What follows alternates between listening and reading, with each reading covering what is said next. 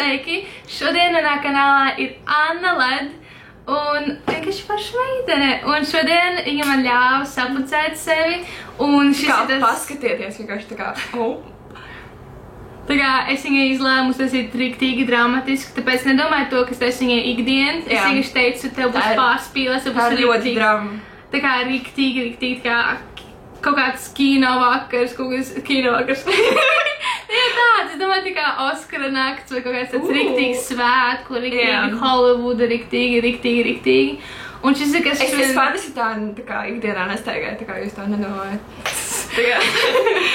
Un jā, es jums pastāstīšu, kā es to panācu, un neaizmirstiet iečakot viņas kanālu, un neaizmirstiet nolaikot šo video, ja jums patīk, un tiksimies nākamajā gadā. Es sāku ar to, ka viņa iekrāsoja uzacis ar NYX gēlveidīgo uzacu krēmu, un pēc tam es ar konsīleri viņai to uzaci, abas uzacis vienkārši ierāmēju, tāpēc, ka es vienmēr tā daru, tāpēc, ka man šķiet, ka tas padara uzacis daudz sakoptākas un smukākas, un es viņai iekrāsoju ar čokolatoni, un visi produkti, ko es izmantoju šajā video, būs lejā arī uzrakstīti, kā arī es ļoti atvainojos par to, ka es esmu konstanti kameras priekšā.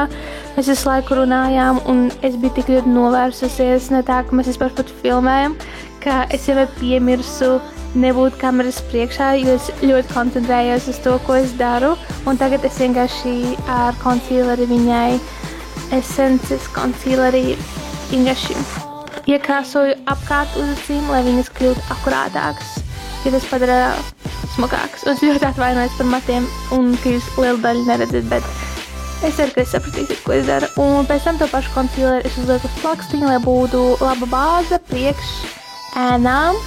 Un pēc tam ar miesas krāsas toņa ēnām es vienkārši viņas nofiksēšu un vienkārši, lai jebkuras ēnas, ko likšu pa virsu, būtu akurāti, viņas būtu viegli retušēt, un tāpēc es lieku bāzi. Un es izmantošu šo Warm Neutrals paleti, un jūs redzat, kuras toņus izmantoju, bet teorētiski es vienkārši klāju vienu toni, pa visu plakstiņu, pēc tam es klāšu tumšāku toni nedaudz vēlāk, un pēc tam es klāšu vēl tumšāk tieši stūros, tāpēc, ka viņi ir tāda acu forma, ka viņi ļoti smuki izskatās, kad ēnas ir tumšāks acu stūros. Vispār cilvēkiem izskatās visiem smuki, kad acu stūros ir. Un tagad es paņēmu nedaudz tumšāku brūnu, un es viņu koncentrēju tieši uz ārējas stūrīšu.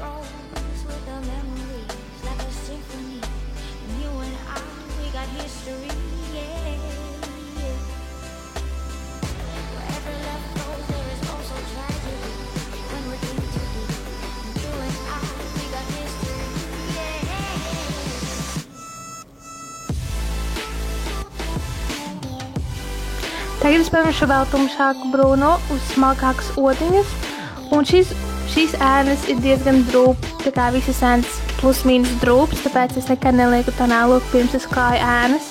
To es jums sakušu vienmēr, ieteikšu, neklājiet neko pirms es klājat acu ēnas, tā kā sākumā klājat ēnas un pēc tam klājat tonālo. Un tad es vienkārši padara tumšāku un paralēli es retušēju visu. Bet es koncentrēju tieši uz ārējiem stūrīšiem acis. Un paralēli pa laikam es noslauku ar mitrajām make-up noņēmēju salotēm viņai, lai vienkārši viņai nedruptu un nesmerētos sejā.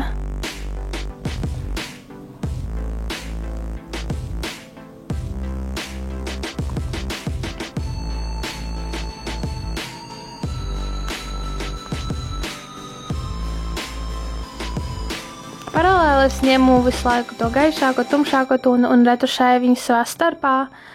Tu nevajag izdarīt uzreiz ar pirmo reizi perfekti, tāpēc es vienmēr skraidu no viena toņa uz otru. Un tagad es ņemšu tumša brūno, bet augsto toni, vienu, kas ir paletē, un pēc tam es ņemšu melno, un es viņu likšu uz smalkākas vietas, un es klāšu ārējos stūrišus, kā jūs redzat, un es vienkārši retušēšu. Un es izmantoju atsevišķu otiņu, tāpēc, ka man vajag ļoti precīzi smalki ielikt vienā vietā, un melnās tonis ir tāds, ka viņi ļoti grūti ir retušēt, viņu vajag ļoti akurāt un ļoti ilgi retušēt, un tāpēc tas prasa visvairāk laika. Arī Naked 2 paletē melnais ļoti drūp, un es nezinu, kāpēc, bet visi melnē ļoti drūp, tāpēc es viņai ir uz vaigiem nobiris, un jā, es vienkārši noslauku pa laikam, un es vienkārši turpinu likt to pigmentu līdz man apmierinu, cik viņš ir tumšs.